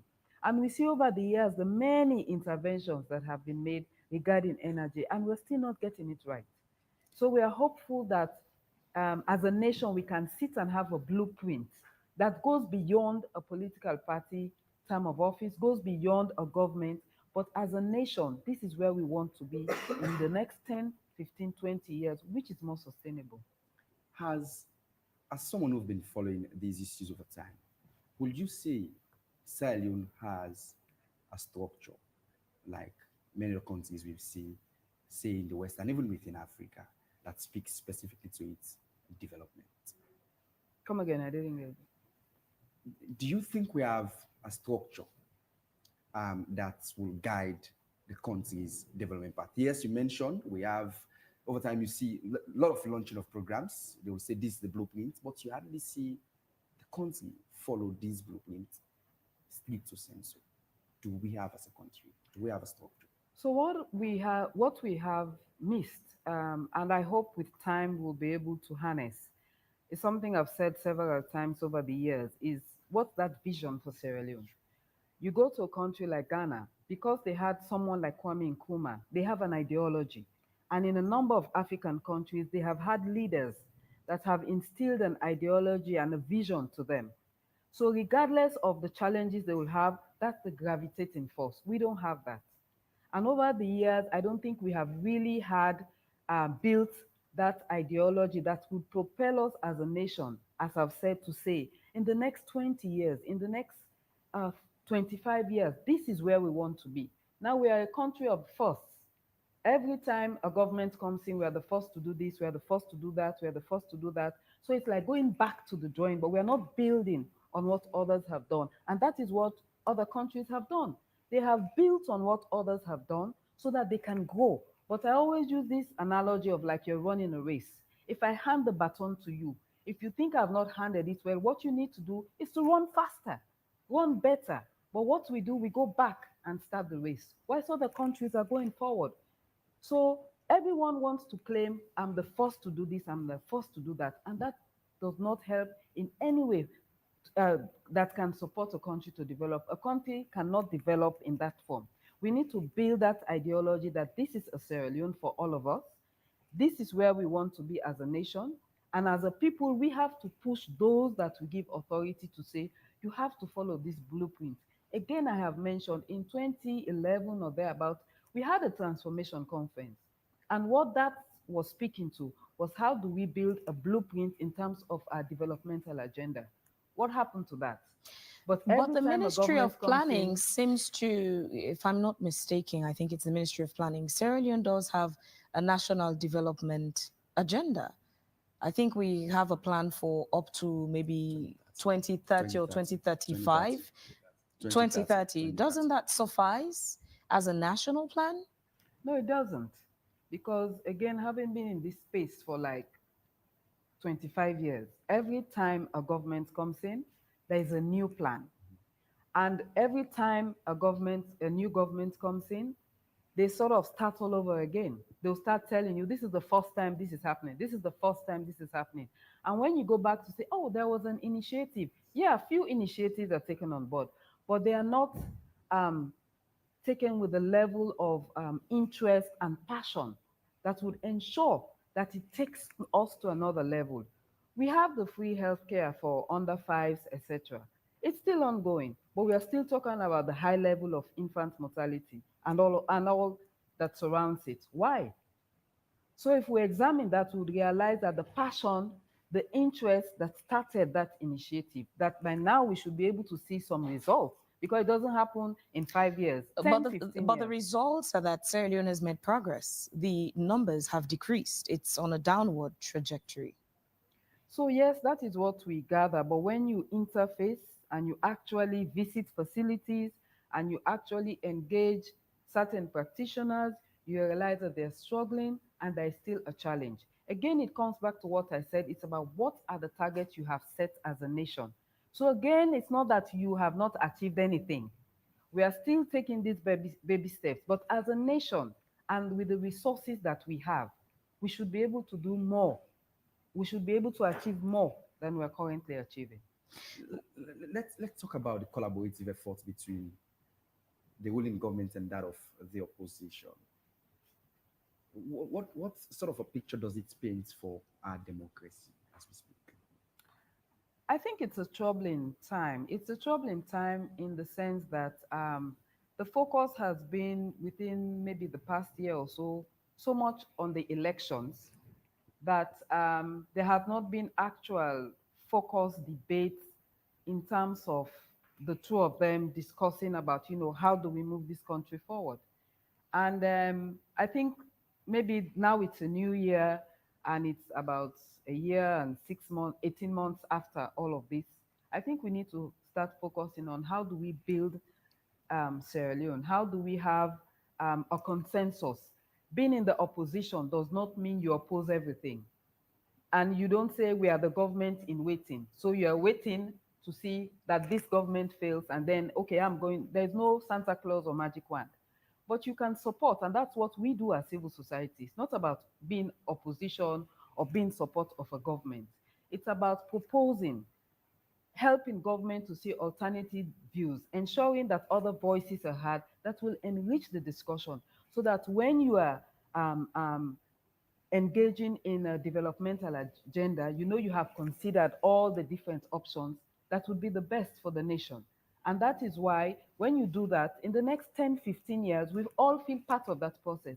And when a government comes in, if a new government comes in, they don't think, this is not my idea, so I wouldn't be supportive of it, and you want to start all over again. So they need to be having that conversation, and I know sometimes they do, but a lot of things that they do on the side needs to be in the open, in the public, so that everyone can feel a part and everyone can support. So it doesn't mean, now this government do am, not we own government do am. I cannot see myself affiliating with this initiative because it's not my government. Every government is a government. Every government that sits is the government of every citizen of this country. Everybody that sits here, the current government is our government.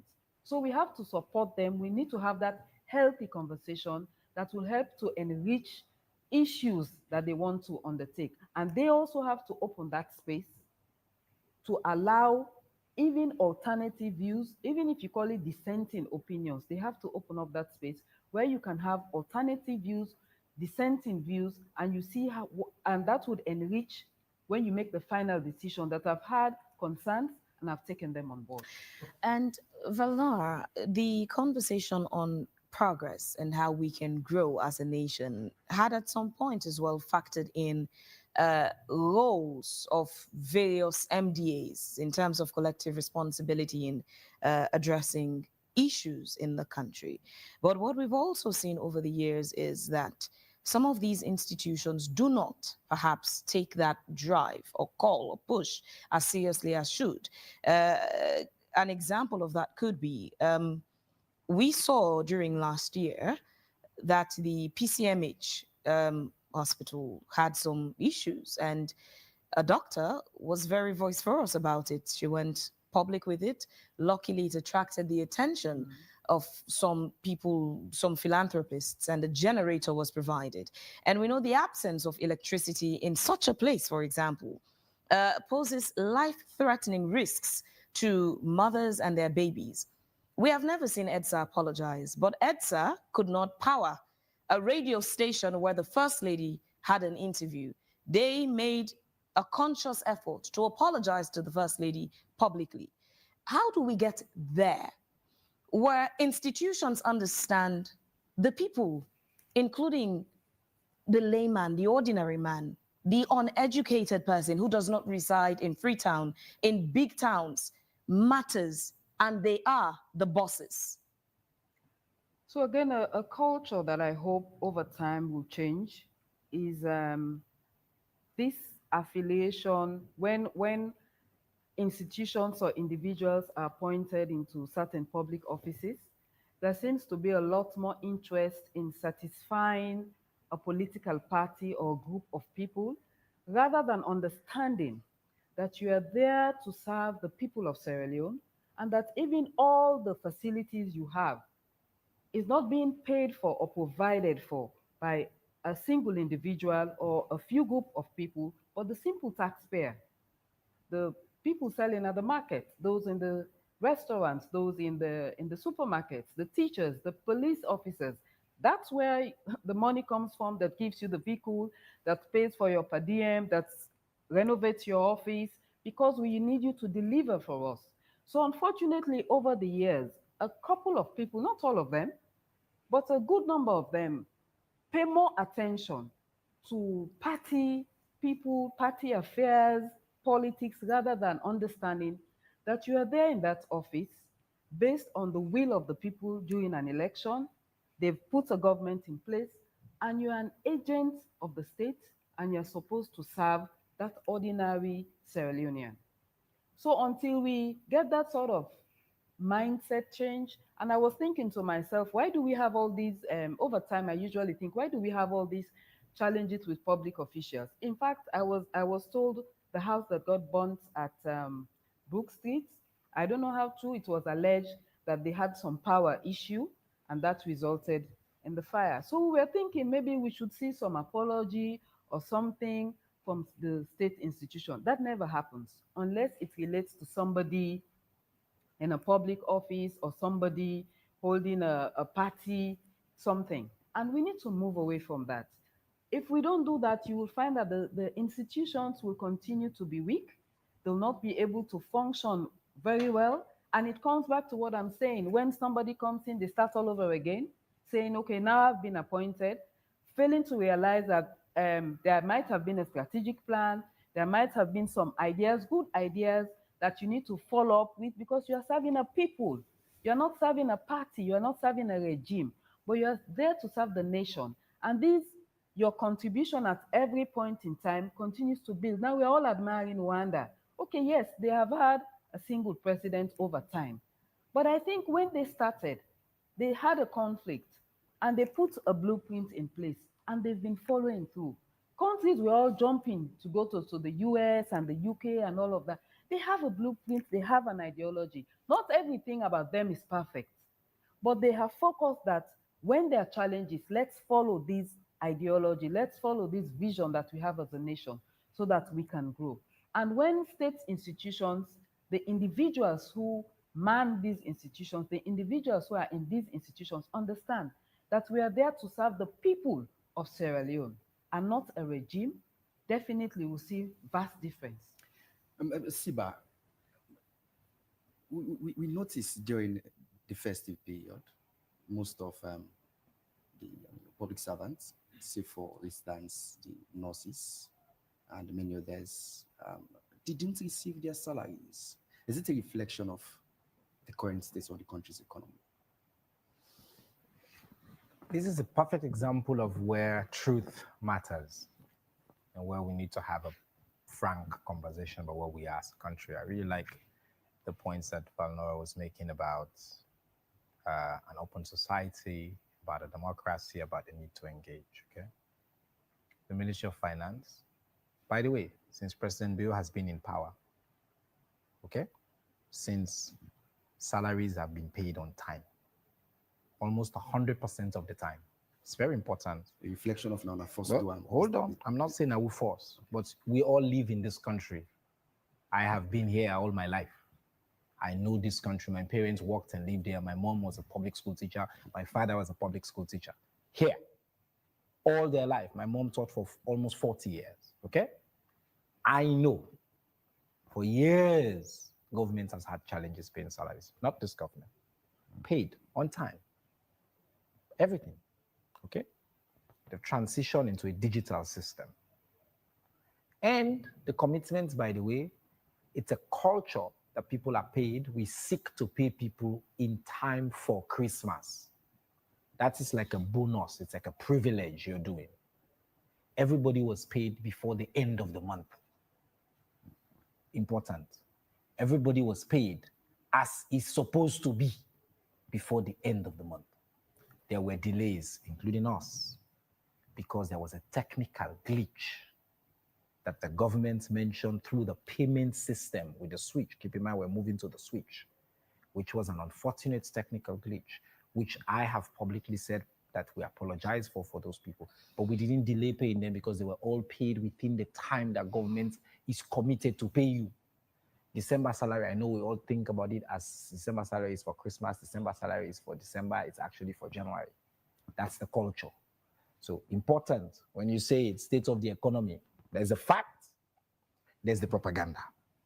The fact is, everybody, as government has done, was paid from day one, all through the month, including in December, in time before the end of the month.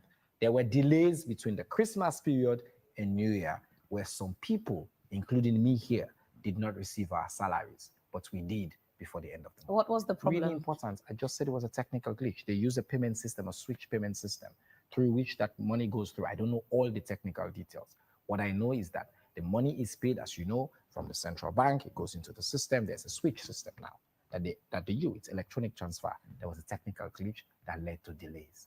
But everybody was paid. Some banks before the end of the month. Some banks got some of the people for some of the banks got their salaries in time. Others at some other banks couldn't. That's exactly why there's a technical glitch. So the technical glitch emanates from the banks and the movements from central bank to commercial bank, depending on where you are banking. It's a simple, yes, it's an unfortunate problem. People are looking forward to getting their monies on time. We empathize with that, but they somehow, again, my brother said the economy, it's true, we're not where we're supposed to be. Last year, is that also a situation, something% with the nurses, doctors, and everyone inflation was 15%. Was that a situation that needed an apology to be issued to the public? I have rendered it. We have said it publicly. In our ministry, we've said it publicly. We said we apologize to people who have not. But it's important to separate what your entitlement is from what a favor is. To say that they are paying you now, this is not like, you can't sue government and they not pay me the 24. You can't sue because it's not a legal entitlement you have. It's a provision. Government is going to do that so that because we know people need that to enjoy their holidays, but it's not a legal entitlement. It's important to separate those two. And we have said, yes, we're sorry because that's not our goal. Again, President Bill, since he's been in power, people are paid in the time when the economy was in the most difficult in COVID and everything. One thing this government has gotten right, give them credit for before I joined. One thing, salaries are paid on time. Cherno, the statistics you've mentioned in terms of inflation seem more in theories and not. My in brother, don't go there. Are practice. you an economist? And not in inflation is not calculated by theory. See, but I need not Inflation to is be- calculated I by need- institutions, I the need World not Bank to- statistics Sierra I Leone. need not You to see, be- you cannot subject I need inflation not- to your opinion. I need not to be an Inflation economist. is an empirical fact. It's I not need- based on your opinion. I need not. You need not to be an economist. Yeah, but no, you can't sometimes. say It's inflation, fine. inflation is It's based on fine. how you think. Inflation is inflation.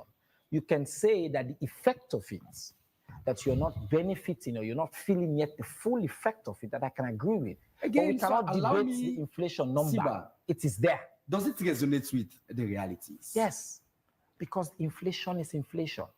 And when you talk about realities, you're talking about now, well, you need those. How do you measure the realities? First, you need those macroeconomic numbers to change. So the reason why we track inflation is because it has economically, now I'm not an astute economist, but I can tell you, I got one at economics at WASC and I did it for my first degree, that when you have macroeconomic numbers at that level, now move in the right direction, it necessarily translates into overall improvement across the economy. That is the reason we track it. That is the reason it's not just tracked by us, it's tracked globally. That's the reason World Bank looks at it as an economic indicator to think about how much loans they give us, what's our financial program with them. By the way, last year, we qualified for both our IMF program, our World Bank program, and for the first time, the European Union is now giving direct budgetary support. You know why they do that? They look at those numbers. Are things perfect? Of course not. And I agree with Auntie Valnora that there are big problems we need to address at this country. We need to come together. We need a national overarching vision, all those things she talks about.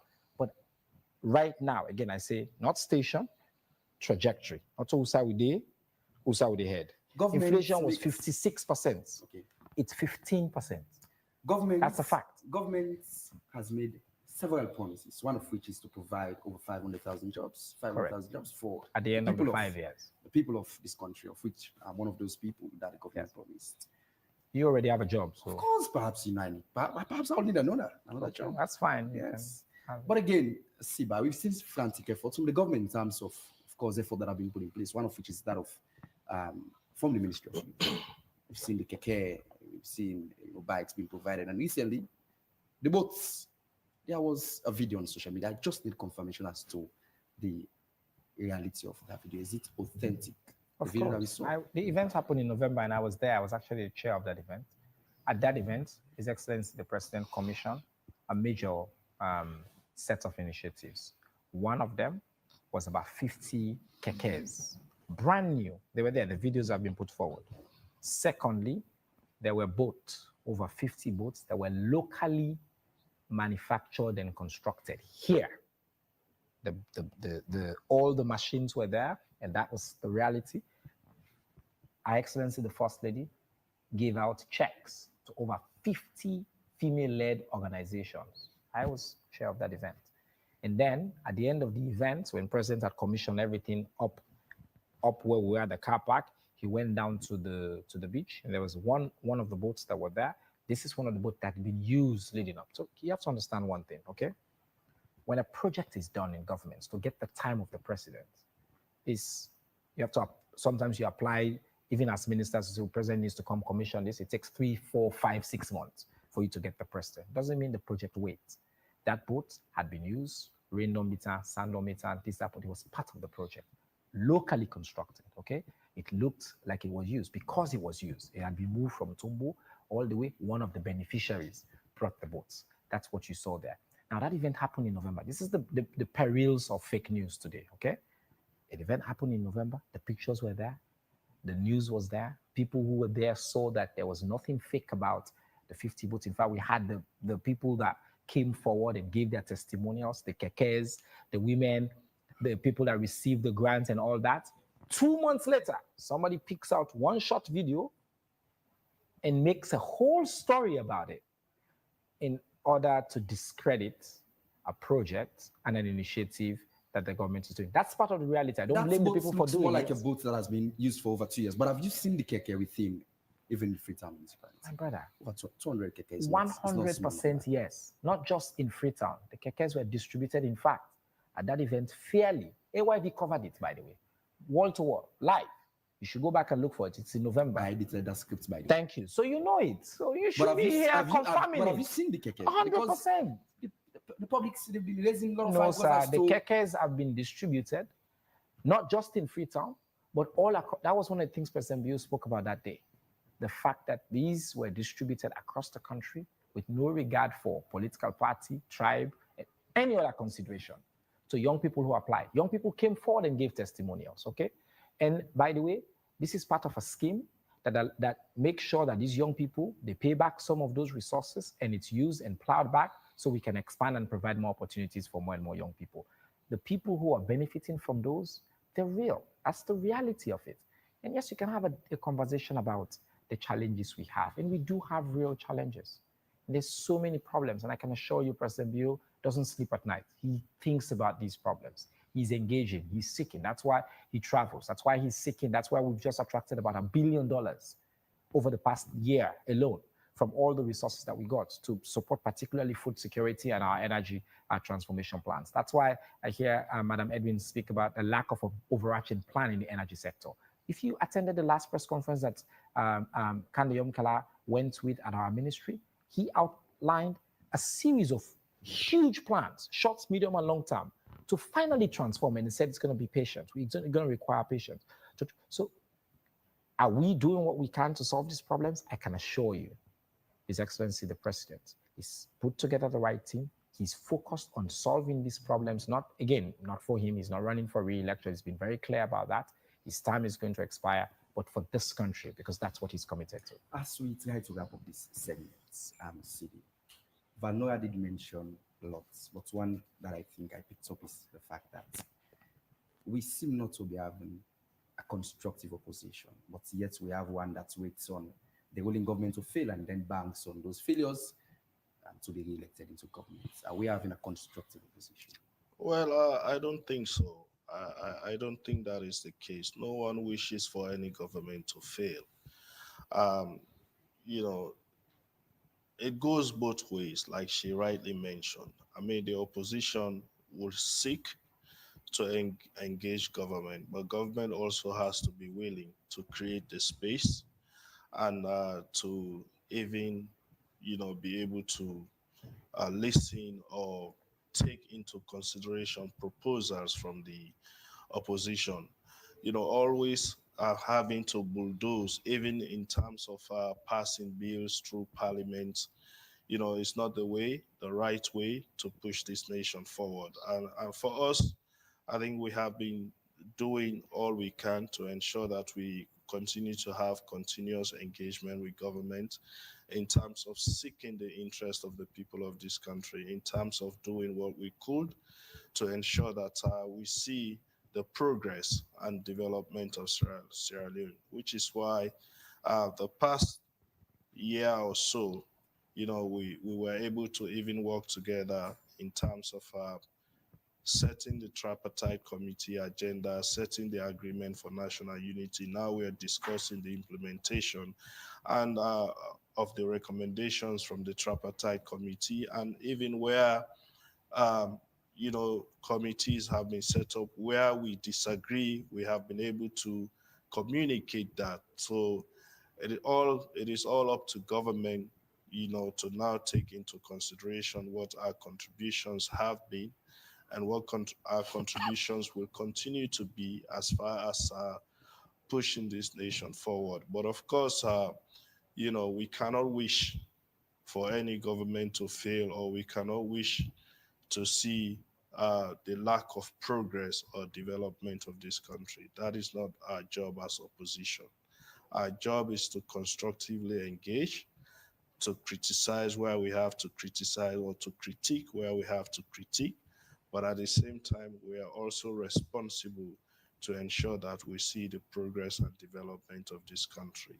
At the end of the day, the opposition makes up the citizenry of this nation. If the prices of commodities are high, it is not only government supporters that will suffer. The opposition supporters will also suffer. If we have lack of energy in our country, we all, bear the brunt of it. So that is why we all have to work collectively to ensure that we are able to solve the problems that we are faced with on a regular basis. Gentlemen and a lady, this conversation would not end today, obviously. We would have to drag this conversation over the next week or so to be able to delve into perhaps all of the issues or all of the important issues. But this is where we'll have to end today's edition of Wake Up Sierra Leone. Thanks for your time, for being here. Thanks to all our lovely audience for your time tuning in. And thanks to those of you who dropped a comment or question on our Facebook page. We appreciate them and we apologize for not reading all of your messages. Thanks to our sponsor, Rokel Commercial Bank, and all the businesses advertising on Wake Up Sierra Leone and on AYV generally. We've been your presenters. I am Phoebe Swale. And I am Samuel Ibrahim Koroma. And I say continue to tune to AYV television all throughout. So we have other exciting programs that are all lined up for you. So we'll meet again for another interesting edition of Wake Up Sierra Leone. So have yourself a wonderful day. Take care. Happy New Year. Happy New Year.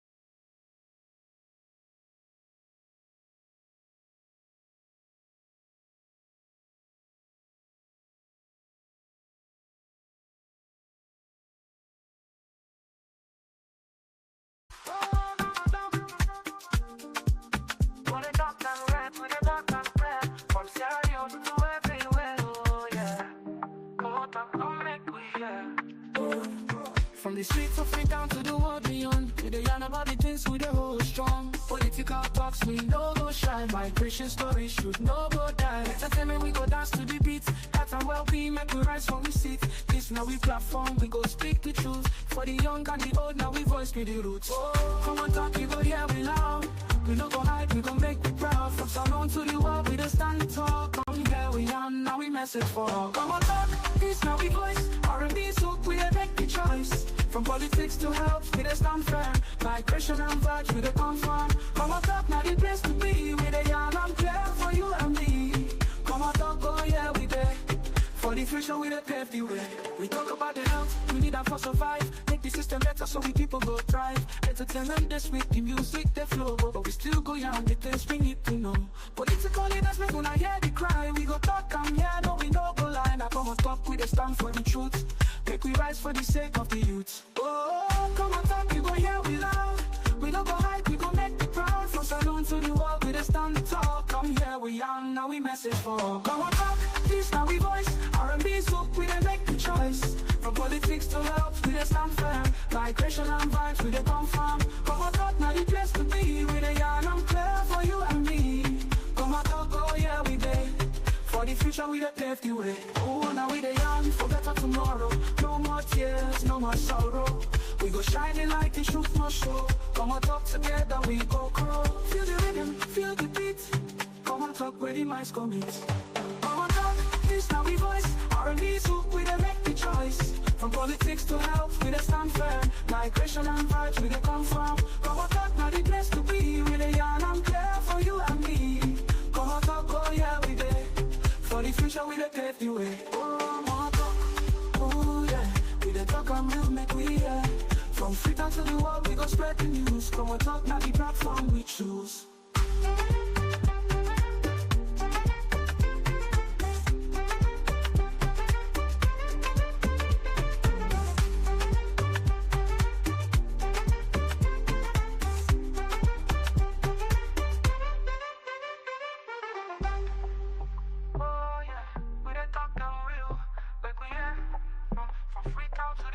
Spread the news.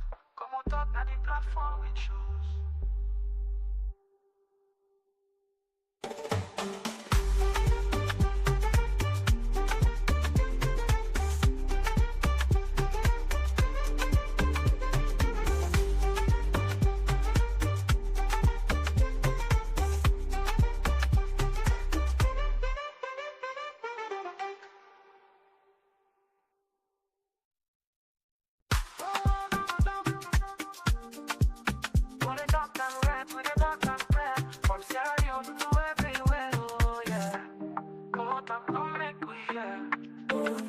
From the streets of Freetown to the world beyond, we dey yarn about the things we dey hold strong. Political talks we no go shy, migration stories should no go die. Entertainment we go dance to the beat, health and well-being make we rise from we sit. This now we platform, we go speak the truth. For the young and the old, now we voice be the roots. Oh, Komon-Tok, we go hear we loud. We no go hide, we go make we proud. From Salon to the world, we just stand tall. Come here we are, now we message for all. Komon-Tok, this now we voice. R&B soak, we dey make the choice. From politics to health, we dey stand firm. Migration and vibes, we dey confirm.